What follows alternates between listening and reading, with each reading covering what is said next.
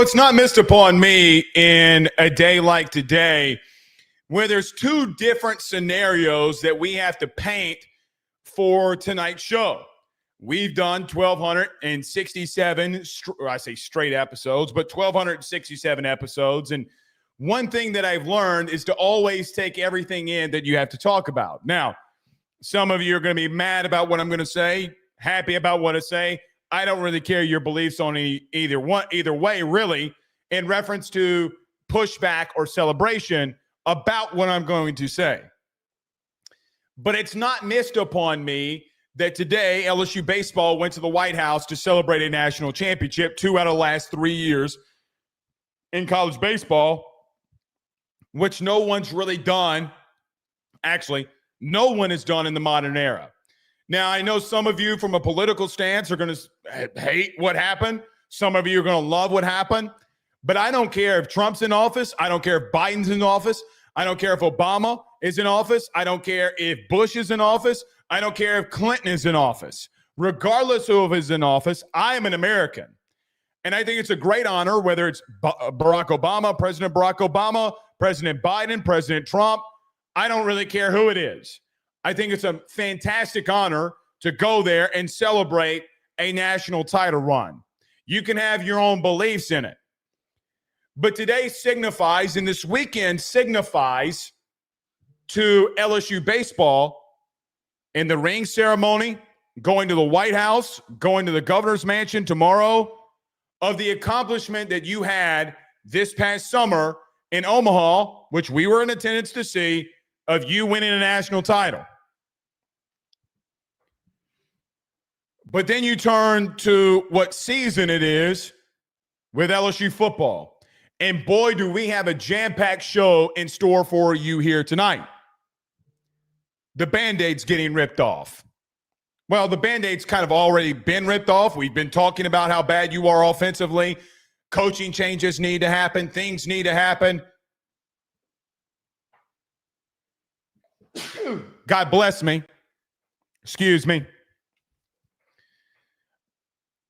But it's not missed upon me that one coach might be the best head coach in his sport, while another one of you, with there already being a total of 287 comments, that I'm sure a lot of you want the football coach gone. And I'm not immune to that.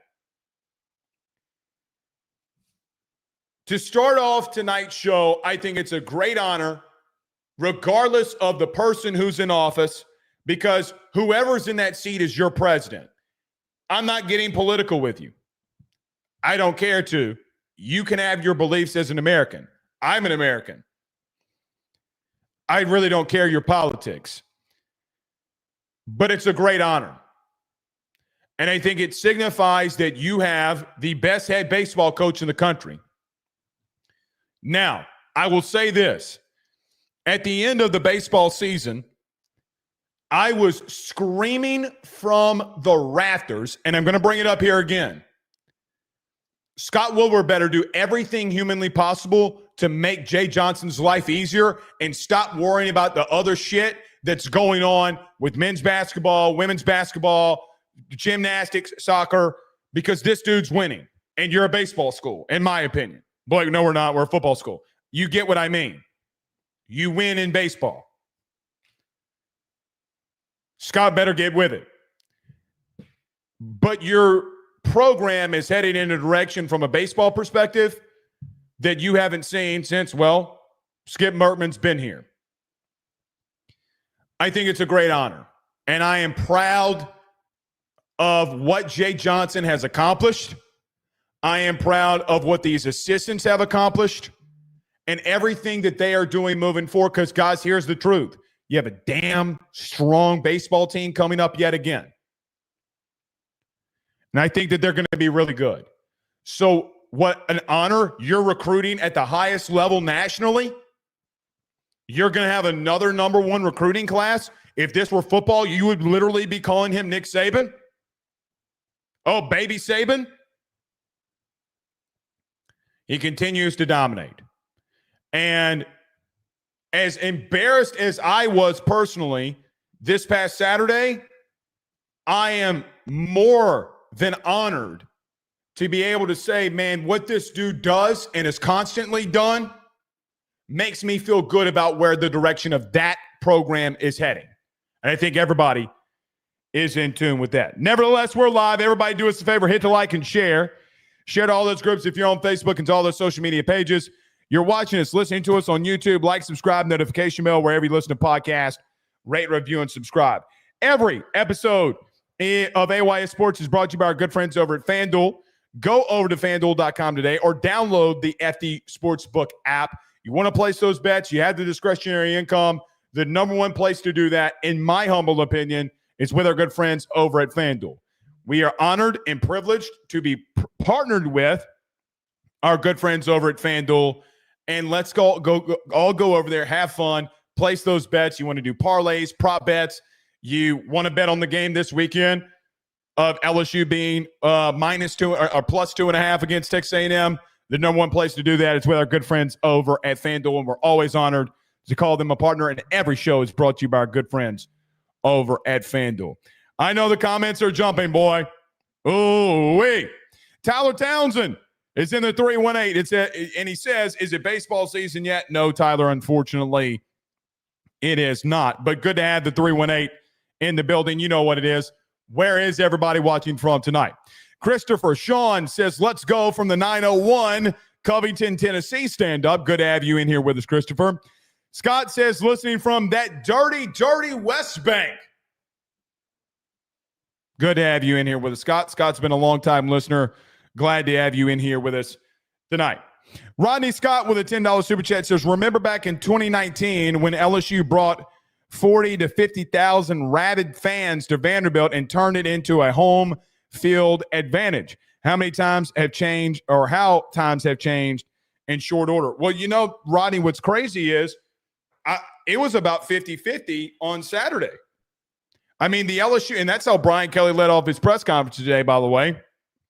And we're going to talk about that a little bit. But it's how he led his press conference off today.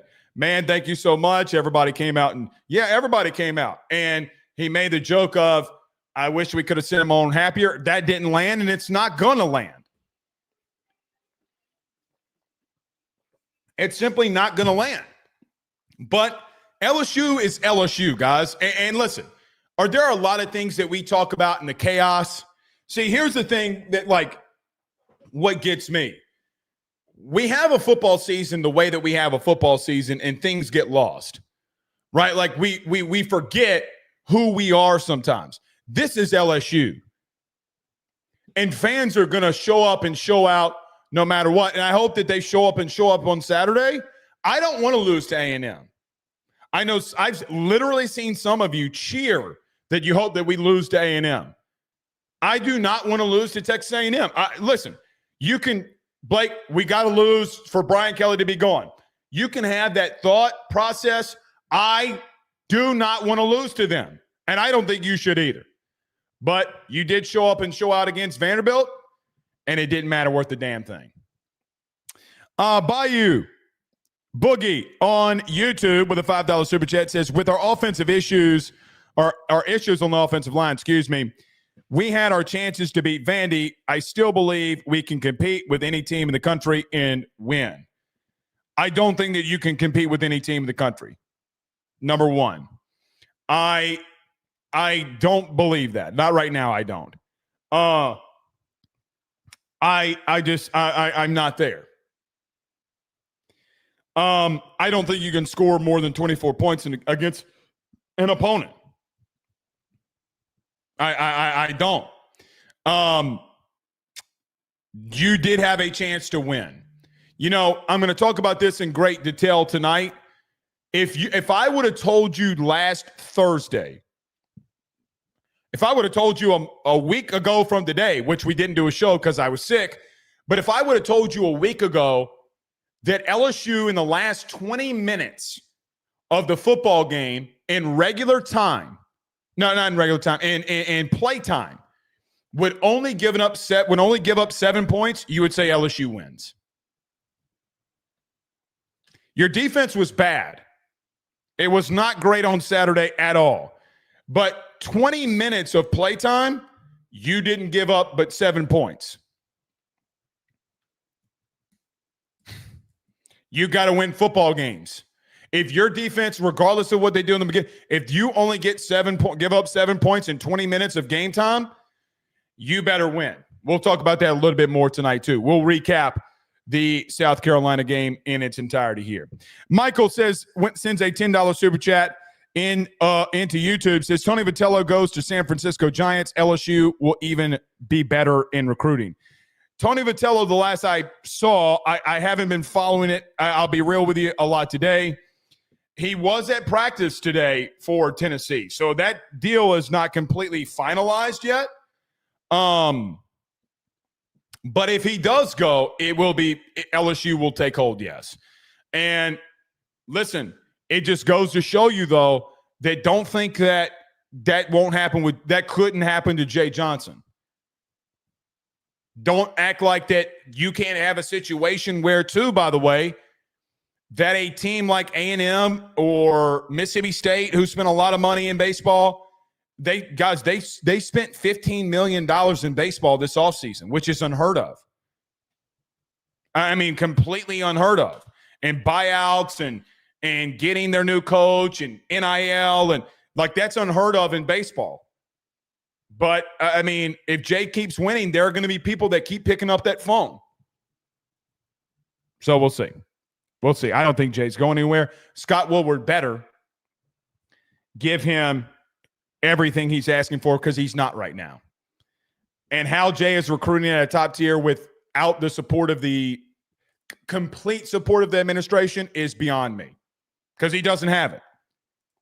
He doesn't have it. And it's a shame. We want Matt McMahon because that's who we hired to have some success, and Matt McMahon better have some success. That's all I know. All right. Let's get moving here. Everybody do us a favor. Hit the like and share. Share to all those groups if you're on Facebook and to all those social media pages. You're watching us, listening to us on YouTube. Like, subscribe, notification bell. You can become a member on the YouTube channel as well. Do us a favor. You can do that. We'll start rolling out some members-only content on YouTube this upcoming week. You can become a member, but if you haven't and you don't want to, that's completely fine here as well. You just do us one favor. It's the only favor I ask. Hit that subscribe button if you haven't done so already. I greatly appreciate it. Do us another favor. If you're listening to us on audio podcast, continue to give us those 5-star ratings if you don't mind. Always this time of year, some Rudy Poos go over there and give us a 1-star rating. I just ask you to give us that 5-star rating if you're listening to us on Apple Podcasts as well. Let me get moving. Let's get rolling here. We got lots and lots that we have to discuss. Where's the future of your program and LSU under Brian Kelly? We talk about that next. Stay with us. He will sell your house and find you a new. Well, Tyler's the man. He's here for you. If you want to buy or sell, well, it's not too late. Dial 955-0008. Just call 955-0008. Y'all call Tyler. He'll shoot you straight. Hey, guys, I want to tell you about our good friends over at RedStick Financial. They're your local residential mortgage broker located right here in the heart of Baton Rouge, Louisiana. At RedStick Financial, they find the bank that works for your particular set of needs to purchase the home of your dreams or refinance the current one. They truly are your partners in this process, and they pride themselves in helping individuals and families with one simple goal in mind, and that is to make home financing approachable, attainable, and stress-free. They are licensed in all Louisiana, Texas, and Mississippi. So from Amarillo to Meridian and everything in between, they have you covered. RedStick Financial brings you creative, customized solutions, and they don't believe in the one-size-fits-all when it comes to loans. They even have special options for mobile and manufactured homes located in a flood zone and stated income financing for those of us who are self-employed borrowers. If you or someone you know is looking to buy a home, refinance an existing mortgage, or simply want to know what options are out there for your future, give RedStick Financial a call today at 225-407-9250. That's 225-407-9250. Or check him out online at redstickfinancial.com. That's redstickfinancial.com. Before you purchase the home of your dreams or you go and do that refinance, you need to go local. Go Redstick. We're back. All right, let's get moving here. I have a feeling tonight's show is going to be a massive one. It's just me, though. It's just me. We'll see. I'm sure by now, after the loss to Vanderbilt, everyone's question is where is the future of the LSU football program going under Brian Kelly as the head coach? And there's so many different things that we can go to in reference to where this is going currently. You can look at Brian Kelly and the future of LSU and what has happened over the last 3.5 years, going on 4, and say to yourself, well, Blake, Brian Kelly is 2-9 against winning teams or teams. Let me back up. You can look at this and say that Brian Kelly is 2-9 against teams with winning records away from Baton Rouge. You can look at this and say, well, Blake, Brian Kelly is 5-10 against ranked opponents, and you wouldn't be wronged. You would also look at this and say, well, listen, we are a proud program with 3 national titles since the year 2000. We've gone to 4. We're tied for second in all of college football since the year 2000 in national championships, and you wouldn't be wrong. You can look at some of the things that have happened over the 3.5 years and just some of the comments that have come out. The spoiled comments, you are all spoiled. And you can look at that and say that I am not spoiled or I am spoiled. And the reason I am is because Les Miles won a national title here. Ed Orgeron won a national title here. Nick Saban won a national title here. And we've won national titles with 3 straight coaches. Yes, before the NIL era, but it still happened. You can look at this situation and say, well, Brian Kelly at the end of last season said, I'm taking receipts, I'm keeping receipts, and we're going to see you in the national championship. I am looking at us as a national championship team. Or you could look at the situation, and the one that I think that I didn't like at the time at all, and was very vocal on this one. One thing that I massively disagree with Brian Kelly on was he said that this was the most talented team that he's had and most complete team that he's had at his time at LSU. It's not the most talented team that you've had at LSU. You had 4 first-round picks on your offense in 2023. It is not the most talented team. And I told you before the season, when that comment came out, you are not remotely close to being the most talented team that Brian Kelly has had. Yes, 2023 was a horrible defensive team. You had 4 first-round picks. 4 first-round picks in 2023. You aren't more talented than that team. Because even though you're good defensively, and I still think you're good, and I know a lot of people have turned their noses up to this defense, I get it.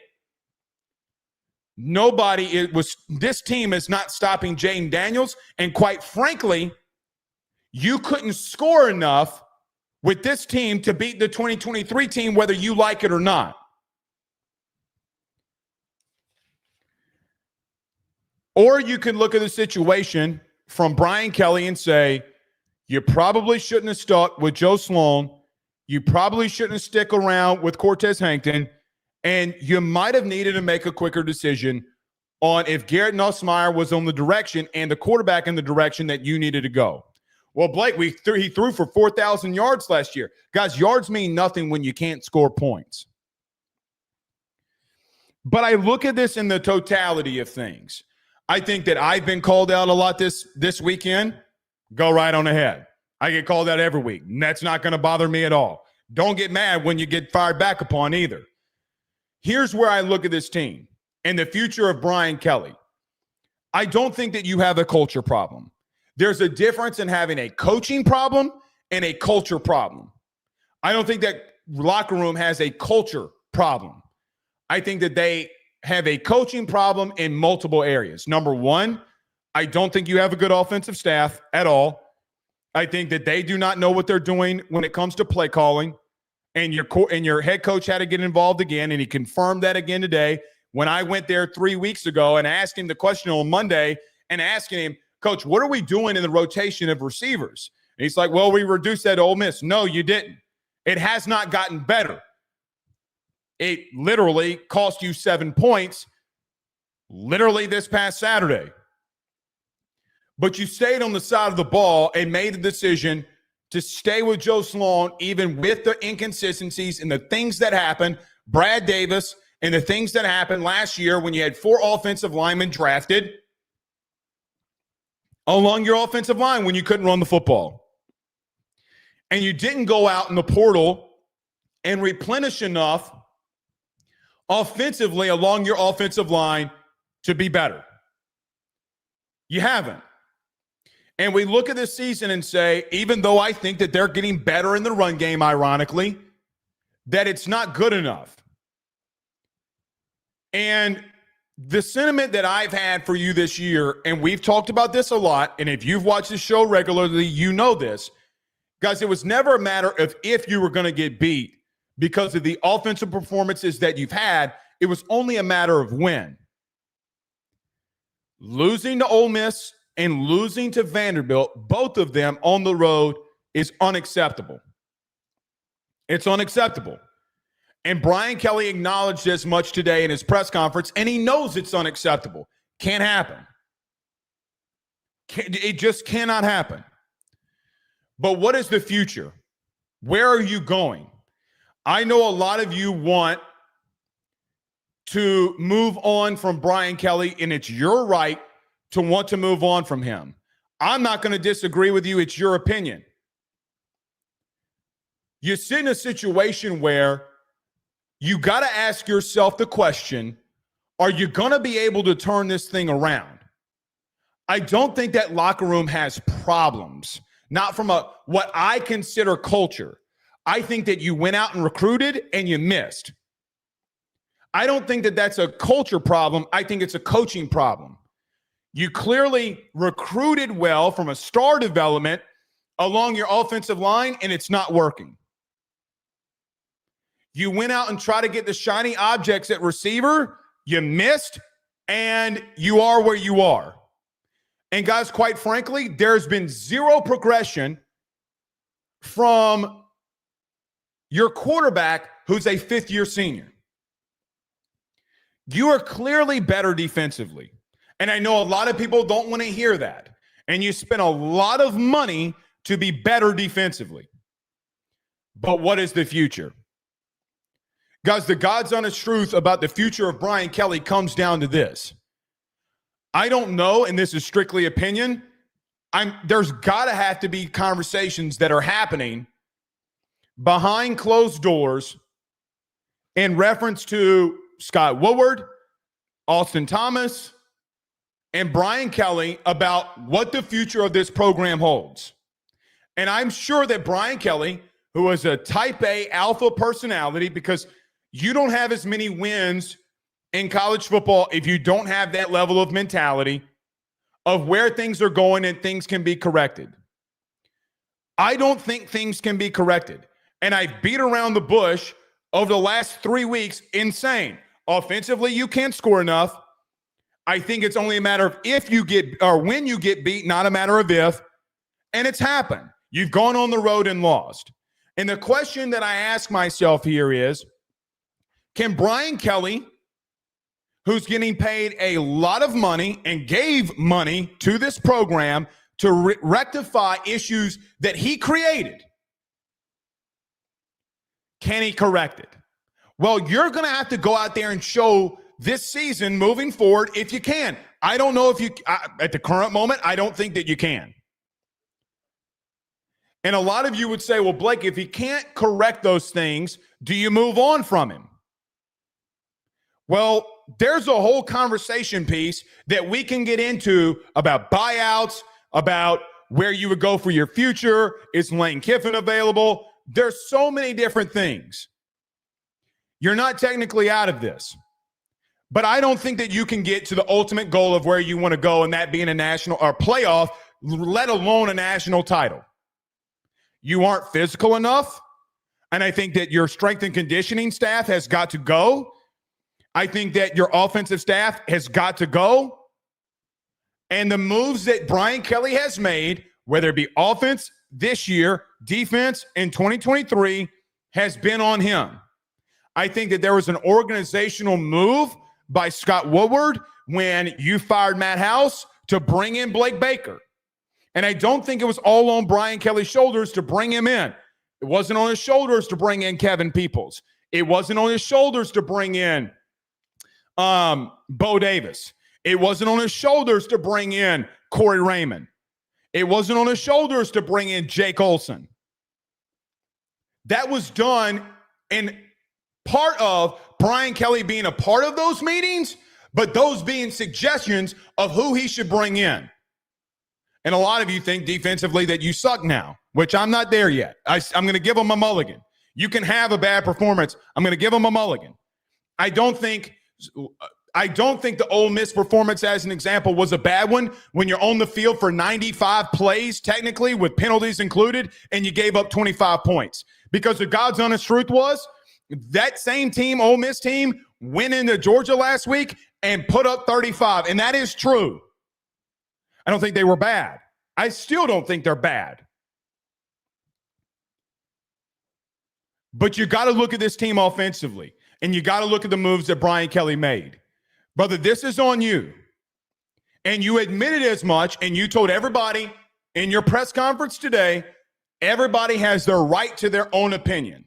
Okay, you acknowledge that you are missing in some of these areas. And there's no excuses to going on the road, you're LSU, and losing to Vanderbilt and Ole Miss. There's zero excuses. It cannot happen.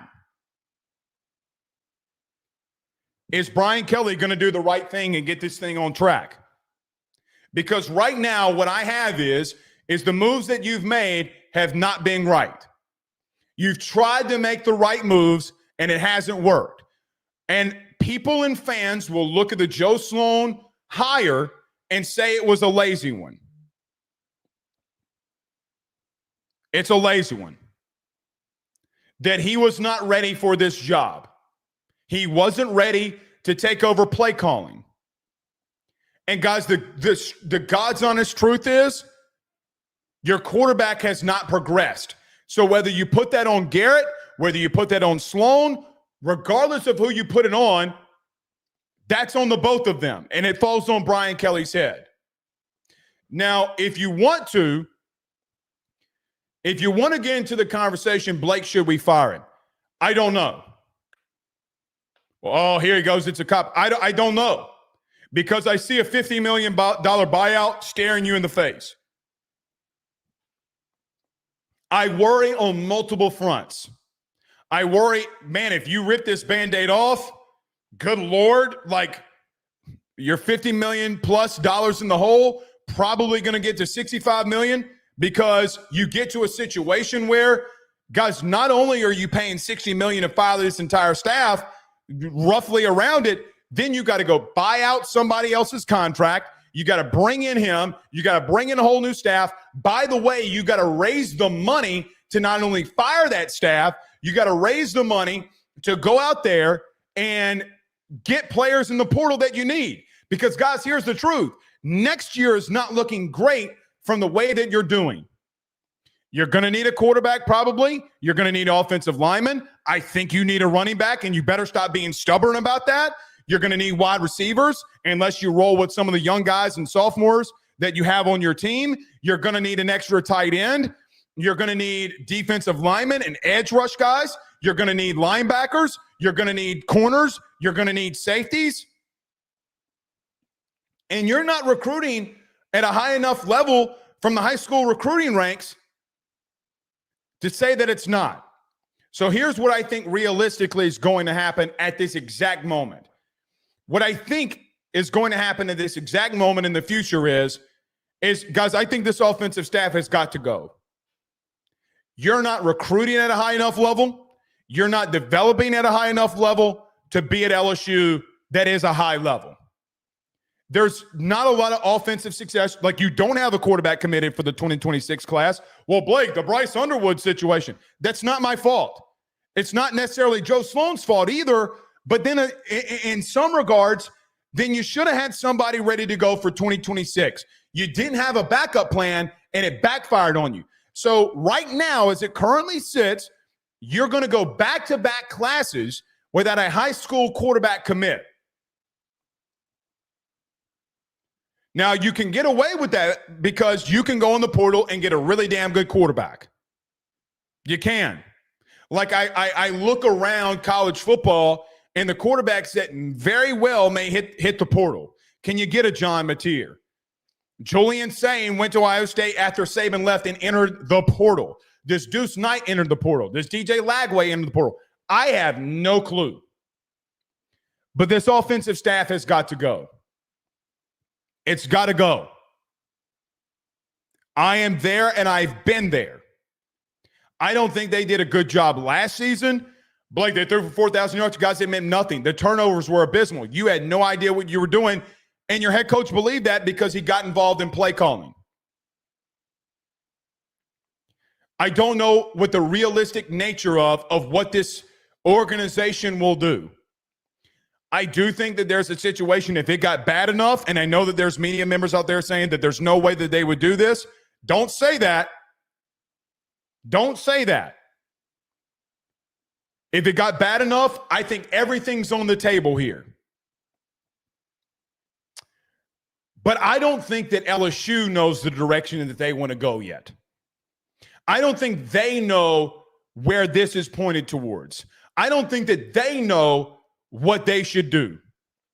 If you're asking me my opinion, I don't know how much faith that you want me to have that things could not only be corrected for this year. Well, then who has the autonomy to hire the offensive staff? Is it Woodward? Is it Brian Kelly? Is it Austin Thomas? And who do you bring in? And guys, here's the truth. If and when you fire a whole offensive staff, what do you truly expect from them?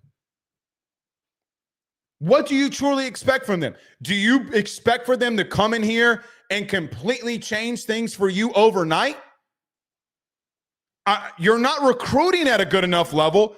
You're not developing at a good enough level to have the faith that that can happen. Defensively, I have faith that you can do it. I think you're recruiting at a really good level. I think you're developing at a really good level. And it's going to take time for Blake Baker to get a complete development in the system of how they want to do things. Guys, say what you want about the defense. I'm giving them a mulligan, and you can hate me for it or love me for it. I don't care. But you find yourself in a situation where, look, man, I don't know. The truth of the matter is that you hitched your wagon to Joe Sloan and Garrett, and it backfired. Guys, he wasn't injured. And you can say, well, Blake Garrett didn't play bad. I don't think he played bad. I thought he played very gutsy, but he's constantly missing things that as a fifth-year senior should not be missing. He should not be missing on RPOs to hand the ball off instead of throwing it to the outside when the numbers don't benefit him. Guys, these quick screens are RPOs that he's throwing out there with incorrect numbers because it's a selfish move. Like, I look at the situation over the last 2 weeks as an example. Guys, you're running the ball for 6 yards a carry. Well, Blake, we have some explosive runs. You can't take away the explosive runs when they constantly are happening. You're running the ball for a technical standpoint at 5.8 yards per carry. Okay, you, the last 2 weeks, have ran the ball with your running backs for 6 yards a carry. And your quarterback is not making right decisions. He doesn't know the coverages. He's looking, like, for an example, they're running cover two. He's got Barryon Brown on a fade route that he should throw the fade route to into the bubble of where the cover two should throw. Vandy's running quarters. You got a deep dig route that you should throw the ball into because the safety in the actions that the safety did, that you should have thrown the ball to Chris Hilton, and you're completely going the opposite direction and throwing it to the one place that you shouldn't throw the football to. You haven't progressed. So I put all of this in the boat. I don't know. If things do not start getting better, if you don't run the table, you're going to have a lot of people that want to move on from that process. And I understand your fear on a lot of this. I don't think they'll do it right now. If you're asking me my opinion, I don't think that they will do it right now. Things would have to continue to get worse, and they very well may. But I don't think they'll do it, and you'll fire your entire offensive staff, bring new guys in, and you'll go from that route. But something's got to change. Play calling has got to change. The quarterback position has got to change. Garrett Nussmeier, God bless his soul, is not playing at the level of what an SEC quarterback should be playing at. Guys, the 2 throws and touchdowns that he had on Saturday, let's be honest, are freak plays. They're freakish plays that a 5-star tight end has got to really just be an athletic freak and make. And you have a broken play where Xavier Thomas makes an incredible play. I think that's where they're going to go. If you're asking me where I think that they're going to go, that's where I think that they're going to go. I don't know. I don't know. But here's what I ended with on why right now I don't know. You do not have a sitting president. There is no president at LSU right now. None. I do anticipate that you're going to have a president by maybe mid to late November.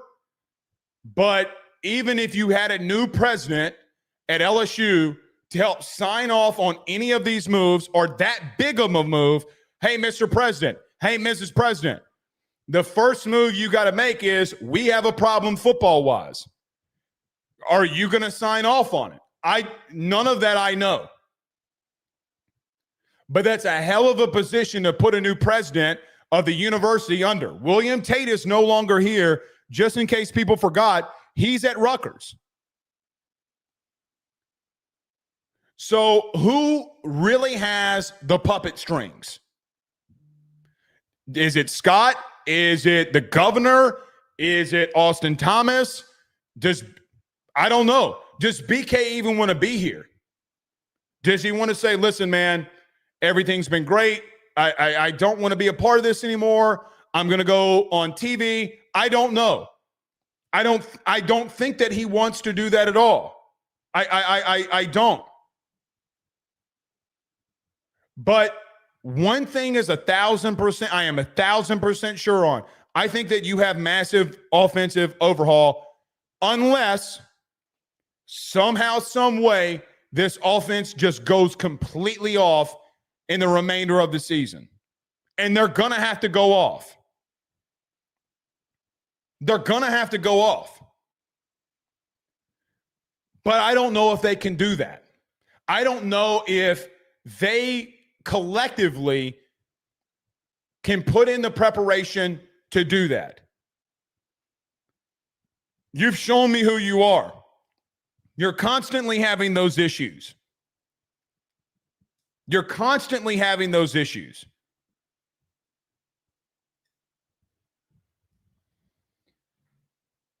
If you are a new president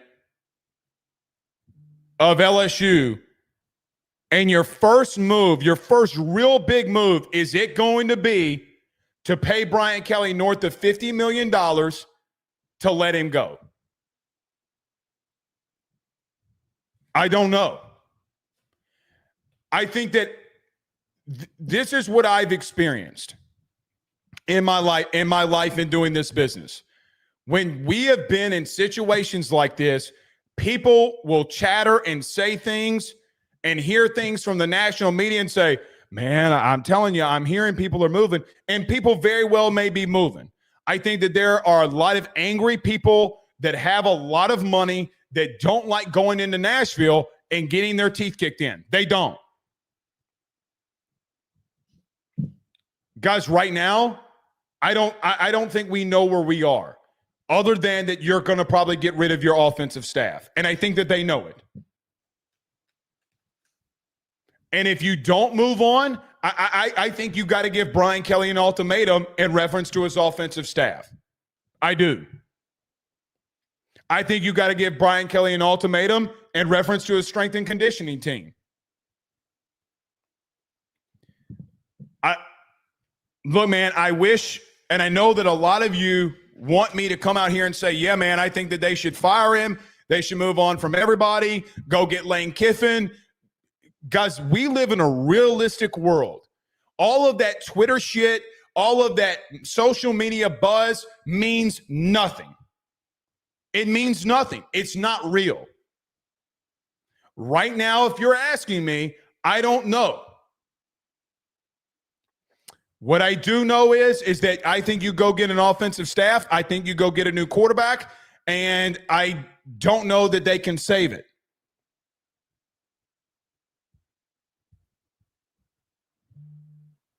If you want to know the future, that's where I think, if you ask me, where it would stand. You can't run away from this.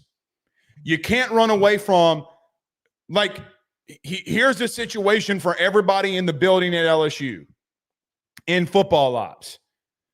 You can't avoid this. Again, guys, for the last month, I've come out here every night saying, guys, it's not a matter of if you're going to get beat. It's a matter of when you're getting beat, because you're not good offensively. But here's what I'd say. Here's the aggravating part for me. The aggravating part for me is I'm constantly hearing excuses while having losses. Like, I look as an example this past Friday, and Louisville upsets Miami on the road. And I hear, well, Blake, we can't run the football. Guys, neither can Louisville.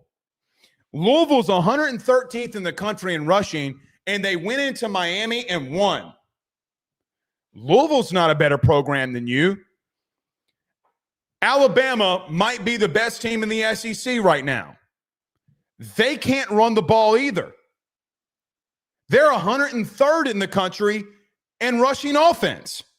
But yet they did something that no other SEC team has done since 2001. Nick Saban did it at LSU, and that's beat 4 straight ranked opponents. No one else has done that. You can look at Georgia and say, well, look, man, Georgia was in a battle. They're winning. They're in a battle with Ole Miss. They're winning. Louisville, with not even a third of the NIL budget of Miami, is able to go into Miami with a horrible rushing attack. They're 113th. You're 116th. And they go in there and they win because coaching puts them in the right position to win.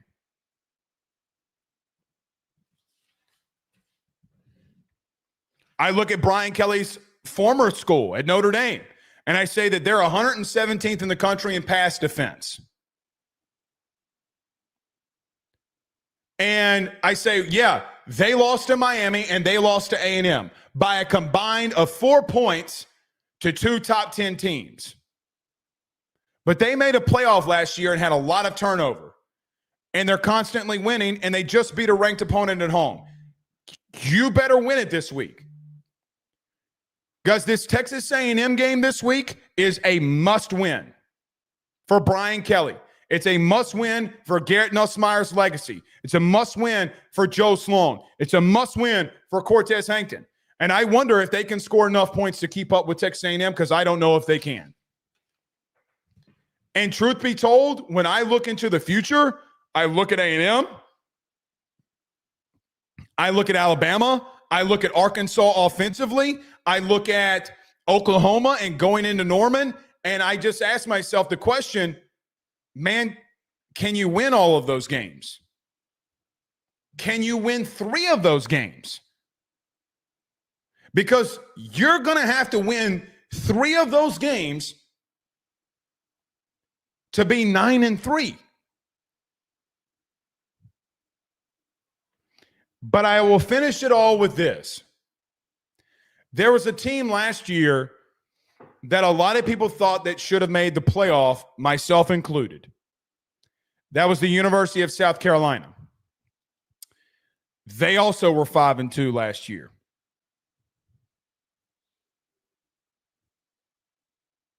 And they made a run. Their quarterback and offense went off. And the God's honest thing is that they should have been a playoff team. Can you do it? That's the God's honest question. I don't know. All right. Let's get moving here. Let me get to a quick break.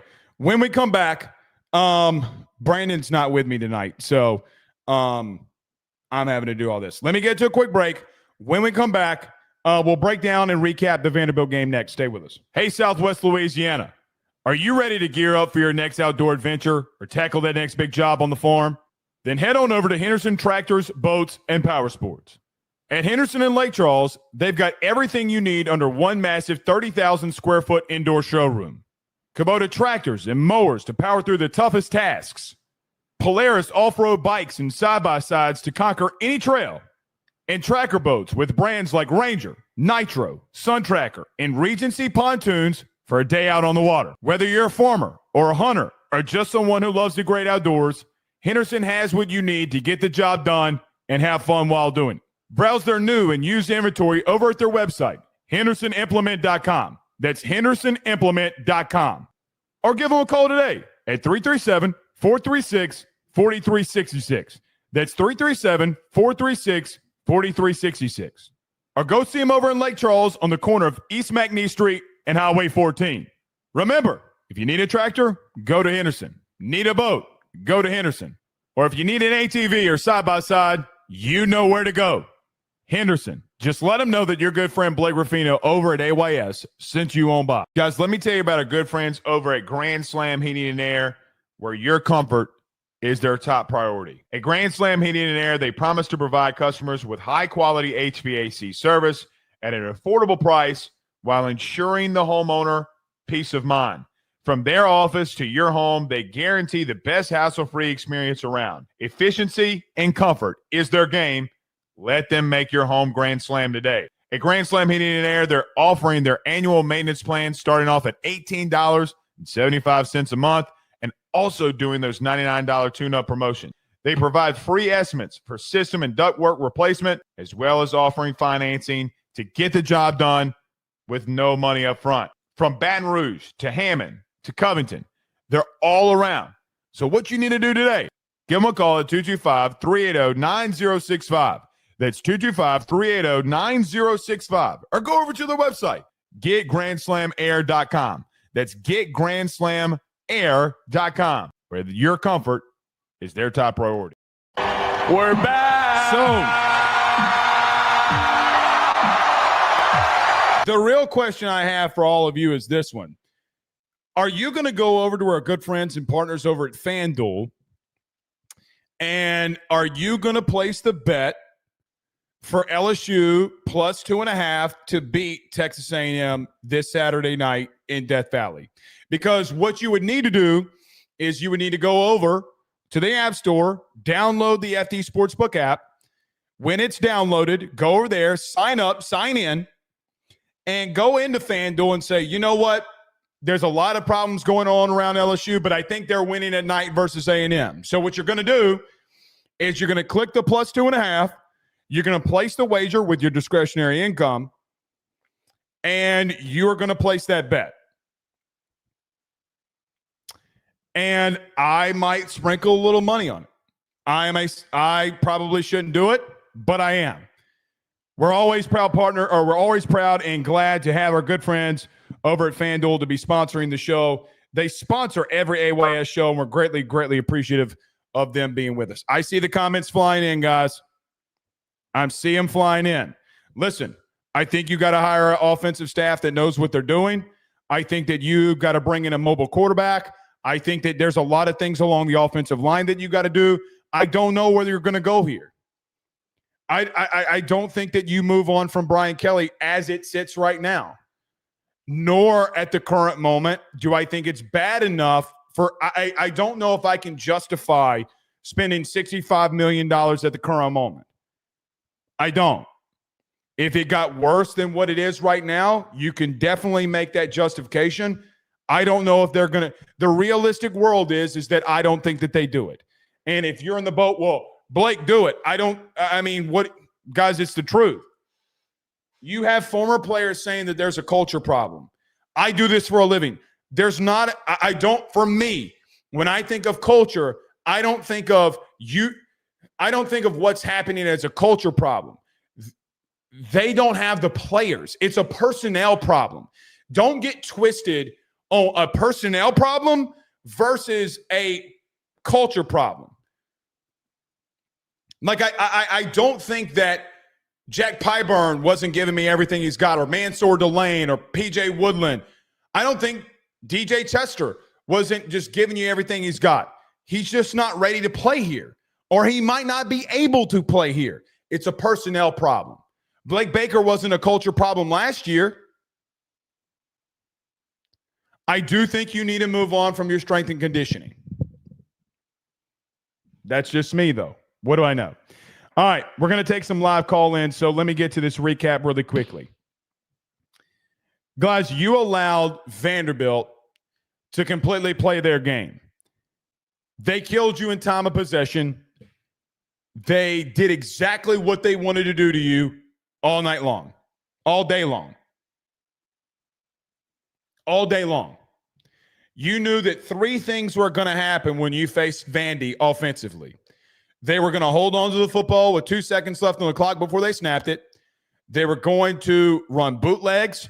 They were going to be they were going to run triple option. They were going to do shuffle passes, and they were going to run zone read. You knew it. And I don't think Blake Baker called a bad game. I actually think that he called a pretty damn good game. Like, for an example, you have a bootleg left, and you send pressure to take down and contain Diego Pavia. It's a perfect play call. You had a player there. They went right after number 7. Over and over and over again. And the one thing that I'd say is that I do think that when they started targeting him and they kept making plays, that maybe you should have made adjustments that you didn't. But fundamentally sound-wise, you weren't ready. So if you want to blame that on Blake Baker, that's fine. But here's the thing. When Blake Baker's calling the slot blitz on Harold Perkins, I don't think at any point during last week did he tell him to do some of the things that he did. I don't think he didn't tell him to get wide enough. I think he did tell him to get wide, to contain, and we're just going to live with what they do on the play side. I've heard Blake Baker talk about it. It's exactly what he teaches. I've been to practices. It 1,000% is what he teaches. And you didn't make the play because you weren't fundamentally sound. When an athletic and fundamentally sound team is able to do what they want and they do all the little things right, all of those little things will add up to beat you. You know, I had a coach in the SEC text me today, and love him to death. And if you knew the connection I had with him, I'm sure, like, there's a wedding photo right here of me, my wife, and her bridesmaids and my groomsmen. And he texted me today just asking how I was doing. And he said, Vandy is John Curtis on steroids, kind of making a joke about it. But he's not wrong. When you do everything fundamentally sound and you do it right and you do it right over and over and over again, it's like the Herman Boone School of Coaching. I run 5 plays. It's like Novocaine. It's going to work every time if you do exactly what we say, and that's what they did, and you weren't fundamentally sound. But the problem is I felt like from a coaching staff perspective, you didn't help out Blake Baker either. You didn't help out this defense. Guys, you're legitimately over the last 2 weeks running the football for 6 yards a carry.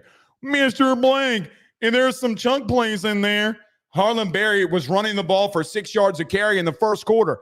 His longest run was for 10 yards, which he had 2 of them. Don't you dare come in here and try to tell me, like some of you Rudy Poos try to come in here and tell me in the postgame, that we weren't running the football effectively in moments and times. We were. You didn't play the game the way that you needed to play the game, and you got out game plan because you got scared. You got scared in the sense of that you were down and you felt like that you had to answer, and the moment yet again was too big for you offensively from a coaching standpoint, and it was too big for your quarterback from a decision-making standpoint. Was the defense bad? Yes. Are they taking a lot of criticism today? Yes. I'm going to give them a mulligan. Their biggest test comes on Saturday. Their biggest test of the season is right in front of their face on Saturday. Can you make up for the bad performance that you had on Saturday? I don't know. Is this defense what we think they are? Maybe they aren't. Maybe they aren't one of the better teams and defenses in the country. Maybe they're not. But we're going to find out on Saturday. But when it comes to what happened against Vanderbilt, guys, the God's honest truth was they were more physical than you. The depth issues that you have right now are a problem. You were without Bernard Gooden, and it showed. You were without Whit Weeks, and it showed. And you did everything fundamentally unsound. I also, when I look at this game, think to myself that I feel as if that it's a complete sin for this team to play any form of complementary football. Let me explain. I know we just got done talking about whether it be zone reads, whether it be being out of position on triple option principles, whether it be on the bootlegs that they ran. Guys, you did not play it well at all. But I look at this defense and say, okay, I go back and watch the game, and in the last touchdown that Vanderbilt scored was in around 5 minutes to go in the third quarter. So they scored, and it would be the last time that they would score a touchdown.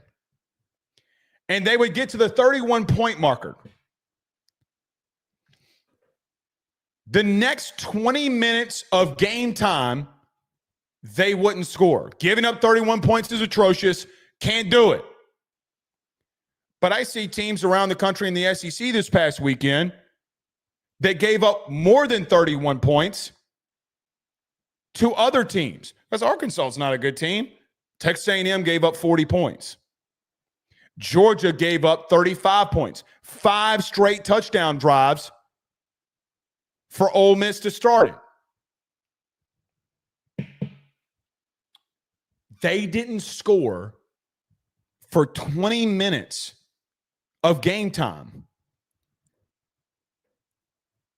Your defense would force 2 3-and-outs, and your offense would have a combined -9 yards when it was time for you to go in and score to tie the game up. -9 total yards. The offensive performance, quite frankly, overall was complete dog water. I understand that DJ Chester having to go at left tackle, and he will go again at left tackle per Brian Kelly this week, which we'll talk a lot about tomorrow. Your offensive line was an issue, but I think that you have a bigger issue. I think your bigger issue is that you have a combination of really bad formations and play calling, and I think that you have a really bad issue with your quarterback and his decision-making. Now, I'm going to go into a lot of detail right now about that. Why are we running RPOs?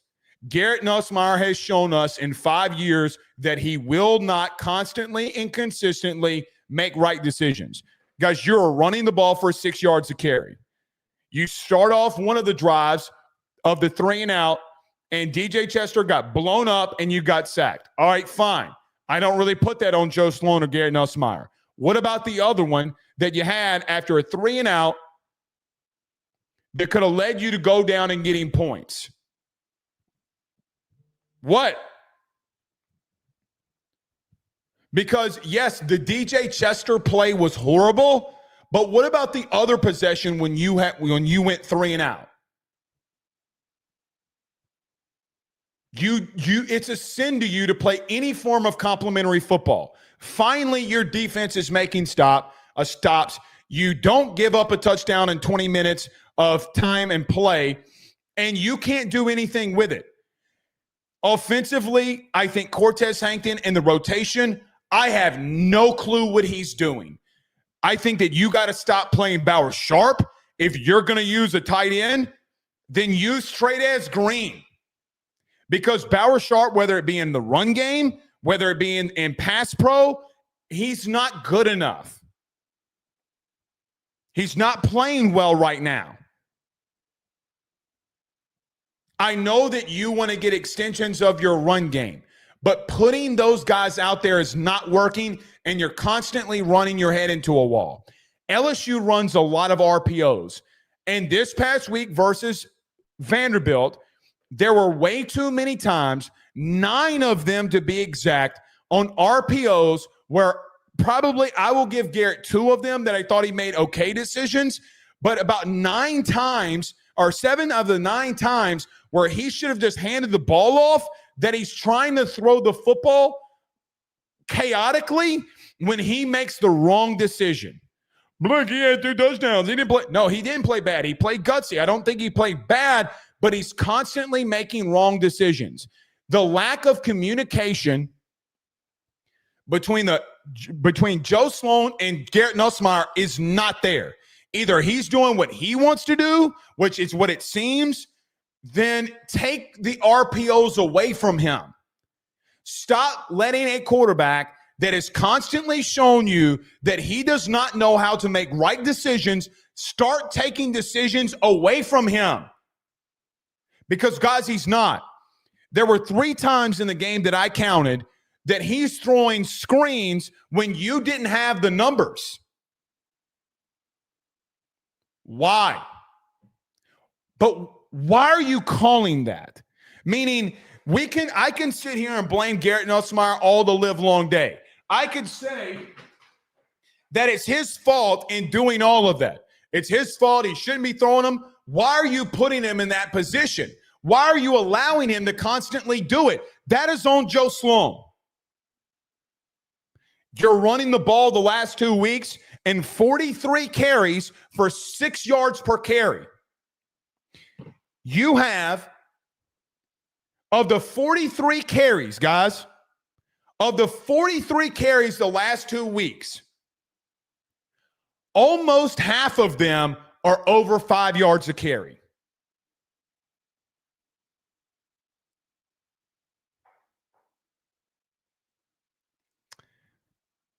$14 of them are over 7 yards plus.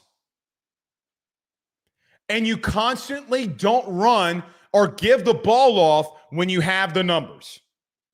So the offensive line that everybody's dogging on, I'm with you. I don't think they're playing great at all. I take 6 yards a carry every fucking day. Every day.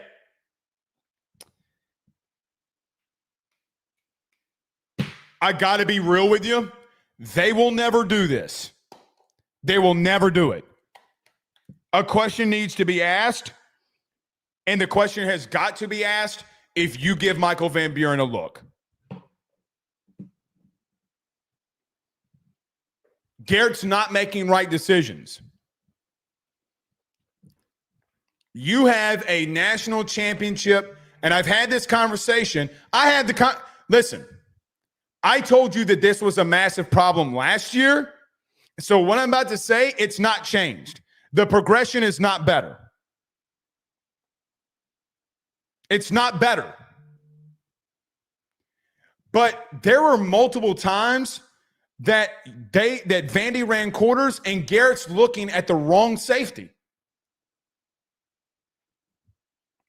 I don't know I don't know if post-snap he knows where his eyes need to go. I don't. I think his progression of not understanding what is happening post-snap has changed at all. And I think that there have been conversations about that in that building with him, and it's not changing. At least I know with Michael Van Buren, I can live with that because it's a young kid. He didn't play bad, but he needs to be better with his decision-making, or as an OC, you got to take it away from him. And if he calls and if he keeps calling checks at the line, then, well, I don't know what to tell you. Last night I went on with Carter, and we did one play of a film study.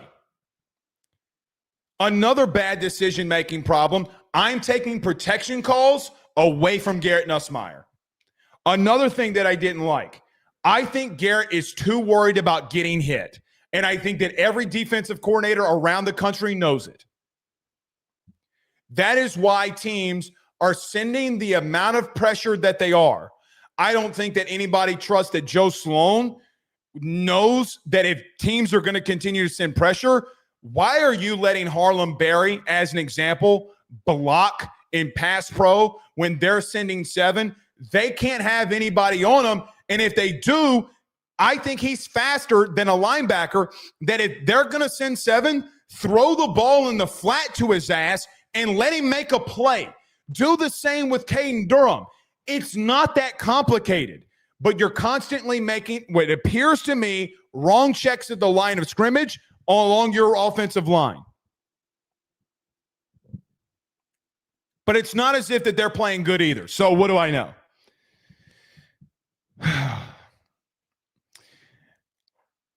The O-line has not been good at all. I don't think that they've been completely horrendous all the times in pass pro, but I think your quarterback is terrified of getting hit. So I don't know what you do there. You are running the ball for 6 yards a carry damn near the last 2 weeks. Red zone. When I go back and look at this game, you are god-awful in the red zone. You are one of the worst teams in the country in the red zone. You're god-awful. You don't know what to do. You constantly are shooting yourself in the foot, whether it be the Juwan Johnson fumble last week, the RPO INT last week, the missing Trades this past week. Vanderbilt, you get to the 1 yard line and your wide receiver coach thinks it's cool to not only rotate out Barryon, but then to rotate out in and out Aaron Anderson. The coaching and quarterback problem there and the decision-making of rotation is god-awful. You are too chaotic. Decision-making has got to start being taken away from people. There needs to be one centric voice because there are way too many chefs in the kitchen that are trying to create the same meal on the same plate. You got to take decision-making away from people. You're not simplifying things, guys. Brian Kelly ran out there today and said that he's simplifying things. The shit they are. It's the same shit every week. Don't tell me that you're simplifying things because you're not. Now, defensively, I don't know what else to say. Like, you scored 24 points. I guess that maybe it should be enough. But, guys, they've given up 30 points once this entire season. They held them to 2 3-and-outs, and you had a chance to go and tie the game. They gave you an opportunity, and you couldn't do it. I mean, guys, we can blame them all we want to. That's fine. They're still a top 25 total defense as it currently sits. Georgia gave up half a thousand yards last week. I mean, I'm not trying to compare, but you got to know that you're going to have performances like that when you're nicked up.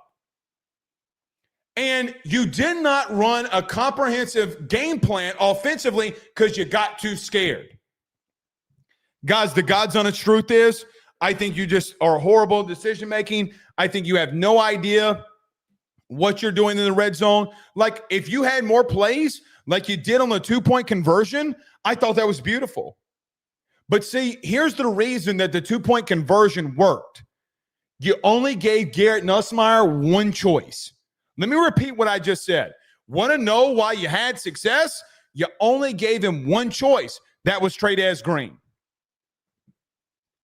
Funny how things work when you run inside the system and you do things inside the system. I'm telling you, man, I have gotten killed over the Garrett decision-making thing. Slaughtered. Threats that you would not imagine about saying this kid's a horrible decision-maker because he is. You better change everything. Everything Garrett Nussmeier has done the last 5 years has got to change this week if you have a chance of winning.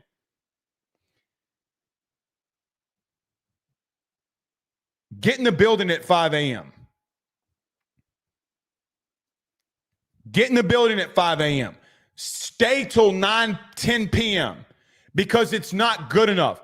Stay with Joe Sloan and go over every single thing until you both fall asleep in the fucking building for all I care. It's not good enough. They gave you a chance. This defense gave you a chance. Did they play great? No. Were they horrible a lot of times? Yes. But they gave you a shot. It is what it is, man. Look, last but not least, before we get to phone calls here and we get out of here, I agree with my good buddy Carter. I think you got to do something with Perk when teams are attacking him in coverage. I don't know what you do. But Blake Baker, the one thing that I would say about this defense, you got out-schemed. They popped you right in the mouth. They popped you right in the mouth. I still think Blake had a lot of really good calls in this game. A lot of really, really, really good ones. Guys, if you run a naked bootleg left and you are sending pressure to where the bootleg is coming from every single time that they do it, what other play call are you supposed to have there? It's the right play call. There were some instances and times where I thought they got some on you, but guys, they're a good team and they're going to get some on you.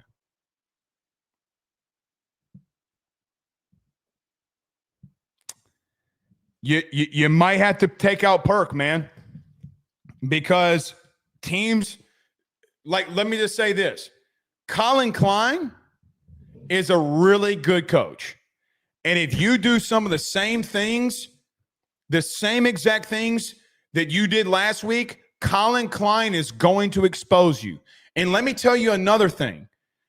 If you run the same defense again and you don't get out of your base defense and you keep them in there against this team, they are going to blow you out.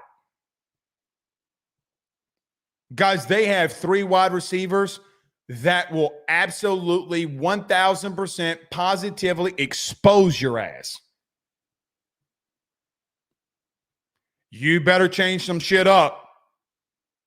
Are you going to be in for a long night? All right, Cajun Curveball says, I think that was the most horrific display by the offensive line from LSU in a long time. Nuss had guys getting back into him. Defensive line got handled too. I don't think it was as bad going back and watching. I don't think it was as bad. I think Garrett's holding on to the ball too long. Here's what people don't look at. Like the thing that me and Carter did last night.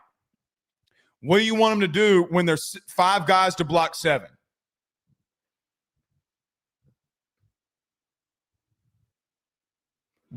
They per PFF, they sent 7 guys in blitz situations 9 times. What do you want this offensive line to do? 5 can't block 7. I saw somebody in the chat in the postgame, well, block 2 guys. Are you stupid? Some of you have never played, and it shows. So I don't know what you want to do there. 9 times per PFF. All right. Against my better judgment, I guess let's get into it here. Boy, I don't like taking phone. I do not want to take phone calls right now. But we're going to. I don't want to, though. I don't want to. But here we go. All right. Stand by, caller. Stand by. Let me get this on. I don't have Brandon here tonight with me. All right. You're on the phone with Blake Ruffino. This is AYS Sports. Who do you have the pleasure of talking to? Hey, Blake. It's Dakota. Hello, Dakota. Hello, Blake. I'm going to try to be a little cool and calm before I say this. There's no excuses to losing to Vanderbilt. No excuses. I mean, look, Vanderbilt outplayed us, and it showed it. Like, they had more time of possession of the ball. I just feel like that there's no excuse. And I did watch the Carter stream where you both were going, when Garrett was he was talking to Durham about the play. I feel like I don't understand, like, he doesn't know protections. You can clearly see. So let me preface this. Last night I went on with Carter, and he's pointing for Caden to go to the wrong person. So they send 7 guys, okay, in a pressure. Okay, he points to the wrong guy, and even though that he doesn't pick up the right guy, Nuss should have thrown a seam route to Barryon Brown against a safety, and he doesn't. He almost throws a pick into a hitch route to Trades Greens on the first possession of the game. I just don't think he knows. I don't think he knows protections the way that he needs to. So just to give that context, I agree. It's not good. Yes, and that's what I was trying to say. That's just a lot of football talk. But my other problem about just what's going on. I mean, I get the fan base. We're all rioting about BK, and look, I'm there too. I'm not saying he needs to be fired right now. I'm not there yet. What I'm saying is I've lost faith in him ever since last year when we lost to Alabama. Like, I feel like when it matters the most for our season, we always find a way to blow it. I mean, look, I gave him praise. You won the opener against Clemson. But here's the thing. Clemson sucks. Correct. And, I mean, I gave him praise for winning the opener. We haven't won an opener since 2019. However, you can't lose to Vanderbilt. I mean, okay, Ole Miss is a good team. They've shown it. They played pretty well against Georgia. But the problem is your season's on the line this week. If you don't beat Texas A&M at home, forget about that. Even if you beat Texas A&M, what's to say we're going to go on the road and beat Alabama? You got to run the table, which would be a little bit of what seems right now, what feels like right now is improbable. Yes, and the thing that's even like frustrating as a fan is the fact that every time we have to listen to Brian Kelly in the press conference, and this is my personal opinion, I just feel like he just doesn't care. I feel like every time we ask him, not I don't, but people ask him the question, which I think we need to ask him better questions, but it feels like it's a joke to him. I feel like he don't care. It feels like all he cares about is that buyout money, which, look, man, he needs to go out here and do better, And that's not just him. It's the entire coaching staff. It's everybody. The only thing I would push back, I've said this to you before, I don't know how to range his level of care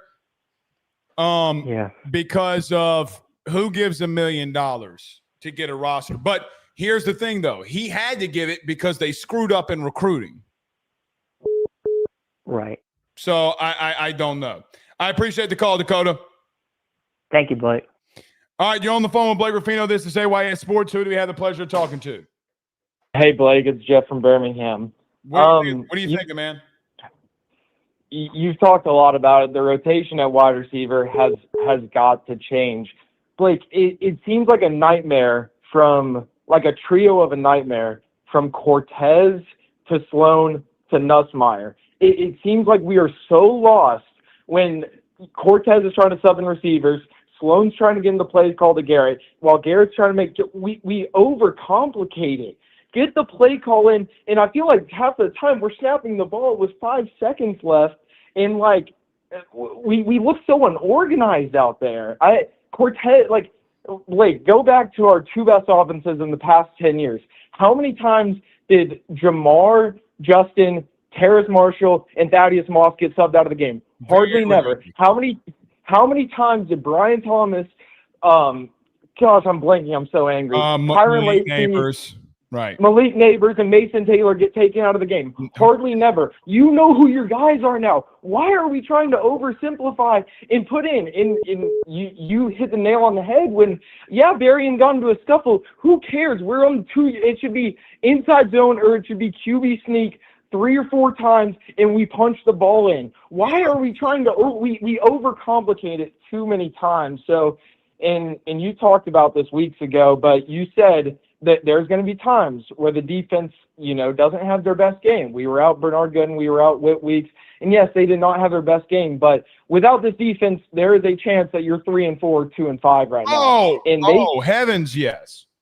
Blake, they came through when it mattered. You're right. They scored a touchdown in the third quarter, but when they mattered, they got 2 3-and-outs and gave your offense a chance. And your offense had negative 10 yards of net total offense off of those 2 3-and-outs. You piss down your leg every single time that your offense has a chance. So you hit the nail on the head with this stuff earlier in the year, and now it's all coming to fruition. But it was only, as always, it was only a matter of if, brother. It was, only a matter of when, not a matter of if. And that's the part where, like, to answer your question on the rotation, I think what happened here is BK came out in the press conference in August and said, man, I think we're 8 wide receivers deep.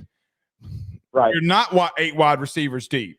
You're 3 wide receivers deep. Now, if you want to run some like, for example, let me give you this just little nugget. I want everybody to go watch Steve Sarkisian call plays and go look at what he's doing when everybody's lining up. He's getting ready to call the next play.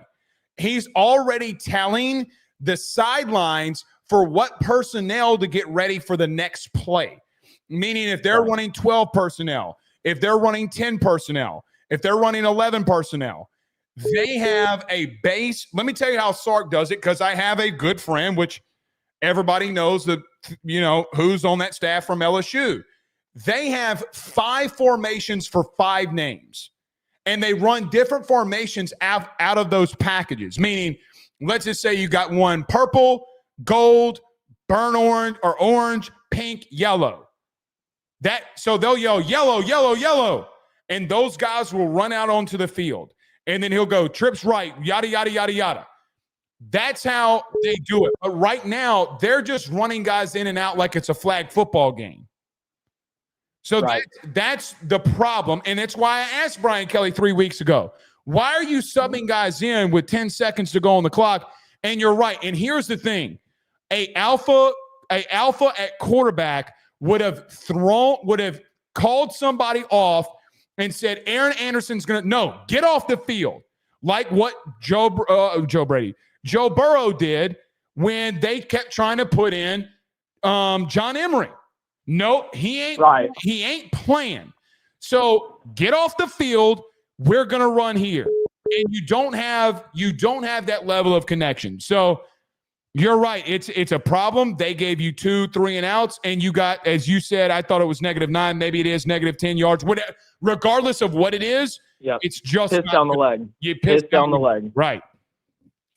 Blake, I appreciate it as always. Thanks, I enjoy the show. Thanks, man. All right. Thank y'all for calling in. I was a little worried about how this one was going to go. 225-435-9387. 225-435-9387. Can y'all hear the caller, by the way? All right, you're on the phone with Blake Ruffino. This is ayssports. Who do we have the pleasure of talking to? Hey, Blake, it's Stephen Young. How are you? Good, man. What are you thinking? I'm about to say, what do you think of the game? But, No, it's a lot, man. I mean, you went through a lot here. Yeah, and that's kind of my point. It's almost 2 hours into the show. I know I've been here too long. Yeah, but I'm talking about just different things that are dysfunctional. Mm-hmm. There's a lot, and some of it's fixable, but not all of it. You know, and I go back kind of to what you said about strength and conditioning. We didn't talk enough about this, in my opinion. What was the consistent theme with LSU football, both sides of the ball, from 2000 when Saban got here to 2021 when O got fired? Tommy Moffitt. Tommy Moffitt. And what was the result of his process under Tommy Moffitt? Those guys were physical. They were going to beat you up. Even in the game against Alabama, there's going to be people get hurt. In fairness, you weren't physical in 2020 or in 2021, but I understand what you're saying. Well, I would say that was the true culture problem in 2020 and 2021. I agree with that. It was a culture problem. It's a personnel problem too, but yes. But that doesn't mean that Tommy Moffitt wasn't doing his job. I agree. Means that look at A&M. Yeah, look what he's doing with A&M. Right. They were consistently Texas 8-4. And as soon as, and I'm not going to say it's all Tommy Moffitt, but look at the physical. I've watched their games. Mm-hmm. They're a good team. They're a really good team. They're a physical team, and you know Vanderbilt is too. I'll give them credit for that. Mm-hmm. Now, and I'm not going to strength and conditioning. Look, there's a difference. And I know that I got in a massive argument this week with a former player. I get it. I'm just going to. Well, he's calling it culture. Well, that's what I'm going to say. What is culture? Culture is what O let go when he started chasing tail. Okay. That's what I think culture is too. Not having the personnel and not being physical, I don't think is culture. But it is a softness. I don't think that the players, when they got 2, 3 and outs at the end of the game, that's a culture problem. I think your culture got you back in the game. And my thought process on that is, if you beat A&M, does the culture still suck? No, and even the culture is what kept Vandy from being a blowout. Correct. You're 1,000% spot on with that. So you're right about this, but there's so many different dysfunctional characteristics on this team. I really don't think BK is it. But there's a saying in business. It's a sunken cost related saying. Any decision must be made eventually should be made immediately. I know you're not going to want to talk about paying that buyout because that's ridiculous. But, can you tell the guy next year looks horrible. Yeah. Like you want to go out with a decent legacy? Maybe it's time for the guy to retire. I mean, I don't know. I mean, look, I don't know if they're going to have the buy-in, pun intended, I guess, to fund. Not from the boosters. Correct. To fund what you're going to need to go get. Because, look, you're going to have to, in my opinion, you're going to have to fire the offensive staff, and you're going to have to go pay a quarterback unless you want to roll it with Michael Van Buren. But I don't know if a new OC wants to run it with Michael Van Buren. I mean, I don't know. And you need defensive line. You need offensive line. And listen, here's my question. If you end up getting an $18 million roster on defense. Well, it's not just on defense. It's the entire team, but I get what you're saying. Mostly. You get the $18 million roster and you end up with a worse record, what booster is going to see that as a return on investment? I mean, we're in a pickle, man. I mean, I don't have an answer for this. I don't know. I don't either. Yeah, so I'm not going to pretend. I don't know. I think that Austin Thomas is put in an impossible situation. Oh, totally. Yeah, he's putting in. And I don't think when everybody wants to clean house very quickly, everybody wants to clean. Hold on one second. When everybody wants to clean house, I got to say this. I do think what Austin Thomas did the last 2 years defensive, whether it be Ole Miss or here, has been productive. So I would just say that, like, I don't think he needs to go. I just think that there are certain things that they got to change. Stephen, I don't know. I don't know what those things are. I mean, obviously offense, but at the same time, look, man, if somebody hires Sumrall, Blake Baker's gone to Tulane. I don't think I think that everybody believes that. Here's the truth. They have not hired a coach without head coaching experience since when? I don't know, but I mean, he's a slam dunk there, isn't he? No. Okay. I mean, John Summerall was killing it at Tulane. I mean, he had head coaching experience. So would they go? I mean, he's an alumni there. He would definitely probably get looked at. To say it's a slam dunk, I don't know about that now. Like, I think your boy out at Texas State wants out of there, from what I've been told from people in that Texas State staff. And I know for a fact he would go to Tulane tomorrow. So I don't know if it's a slam dunk. I'm not, because look, they hired Willie Fritz. Okay, they hired John Summerall. So they're about to have two coaches that are taking P4 jobs here. Okay, so now you're going to hire a coach with no experience as a head coach? Maybe not. I mean, I don't think it's a slam dunk. No. And okay. Let me ask you this question. If you lose to A&M, Alabama, and both of those offenses go off on you, if you lose to Arkansas and that offense goes off on you, and you lose to Oklahoma, you think they're hiring Blake Baker? No, but at that point, you're firing Brian Kelly anyway at LSU. Maybe. All right. Steve, well, or at least talking him into retiring. Maybe. All right. I appreciate the phone call. All right. We're going to take one more here, and then I'm getting out of here. We're going to get out of here. Legendary says, Legendary, you haven't answered my question. What off the field issues? I suppose that wasn't clear. I don't see it as a culture problem. There's no evidence or leading. Oh, okay. No, there's not. All right, you're on Rufino. This is ayssports. Who do we have the pleasure of talking to? Yo, Blake, it's Jake. What are you thinking, man? Honestly, I'm calling into question how much effort Brian Kelly puts into this job and how serious he takes it. Because I hear Jacob Hester and Matt Flynn talk about Saban and Fisher used to see their cars at the offices at football ops at 11, sometimes midnight. People sleeping over there, and I wonder if your quarterback is kind of a product of the coach who maybe doesn't put in that much effort. I mean, I don't know. I don't go there every day, but let me tell you, I'll give BK this.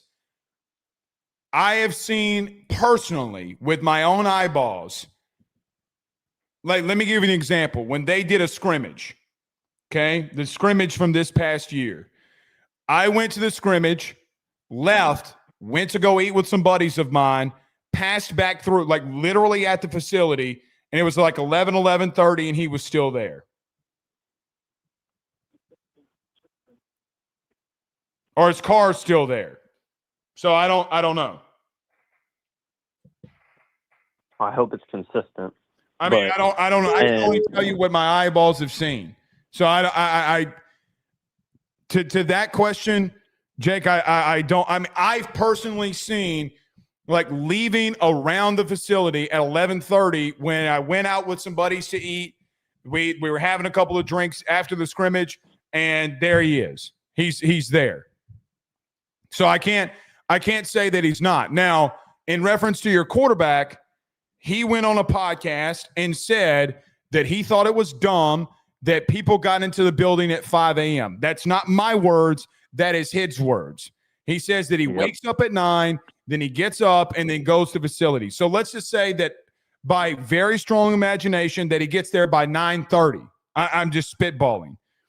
What did Jaden Daniels, who got into the building at 5 a.m., how much more work did he put in? And you can't, and he said, I watch more film than those guys. How do you watch more film of somebody that's been in the building for 4.5, 5 more hours than you have? So no. I think JD5 gave Nuss the ultimate blueprint of what happened. In that same podcast, he did say that I learned more from being a quarterback from Miles Brennan than anybody that I've been around. If you're asking, that's his words. That is not my words. So again, how much of a slap in the face is that to Jaden, who was there with you? Let me ask. Who took his team to an NFC championship in the first year. Let me ask you this: if I clipped out that segment and I texted it to Jaden Daniels right now, what would he say? I think he'd be nice about it, but I No, think he he'd, wouldn't. What would he say? He wouldn't because he's getting called out. He wouldn't be nice about it. The silent assassin would not be silent about this one. I mean, that guy's he'd be like, what in the hell is wrong with you? Probably so. That's not my words. That is his words on a podcast. That's his words. So can I ask you a couple questions about the game, Blake? Sure. I know we both agree that Nuss is just not really what we thought he was. But I was concerned about, honestly, like the O-line and the D-line. I just felt like you got out physical. Like, you got big dogged by Vanderbilt. You did, bud. And that's really an issue to me. Like, you got big dogged. Like, we're talking like what Alabama's line of scrimmage looks like versus Florida State week 1. Well, you mean what That's Florida concerning. State looked like against them? Yeah, well, I mean, just in general, how the game looked. Like, that's Right. what you looked like. You looked like the Alabama in week 1 against Florida State as far as the line of scrimmage went. And that's something I haven't seen in a long time at LSU. Yeah, it's going to look like it's a problem. I mean, it is a problem. And I don't know what else to tell you. I do think defensively, for what it's worth, it wasn't necessarily completely always a physical problem as much as it was a mental problem. I mean, yeah. Because listen, you had 75 yards from Pavia. That's not a physical problem. You weren't out of assignment. Your star didn't keep contained. They ran a jet sweep for 20 yards. They ran a power. Like, Alexander didn't go off. Like, they didn't. Like, I don't think Mathis got manhandled a lot as a true freshman. But here's the thing, though. I don't. Did you get manhandled in times along the offensive line? Yes. However, you're going to have to explain to me 6 yards of carry. For them, you're talking about, right? For us. Like the last two, the last 2 weeks, you're at 6 yards of carry. You can't be out physicaled all the times and have 6 yards of carry. Like, let me give you an example. That would be one of the top of the SEC if you're at 6 yards of carry. And the other problem I have with that is Bama can't run the ball, Louisville can't run the ball, and they're still winning. So we'll see. I appreciate the phone call, buddy. Yes. All right, we're out of here. I'm assuming that the Nuss words are not going to, that's his words. Those are not mine. You can go check it out for yourself. But that's what he said, not me. So when you say Blake said this, Blake did not say that shit. He said it, not me. All right. See y'all tomorrow. Y'all have a good night. Peace.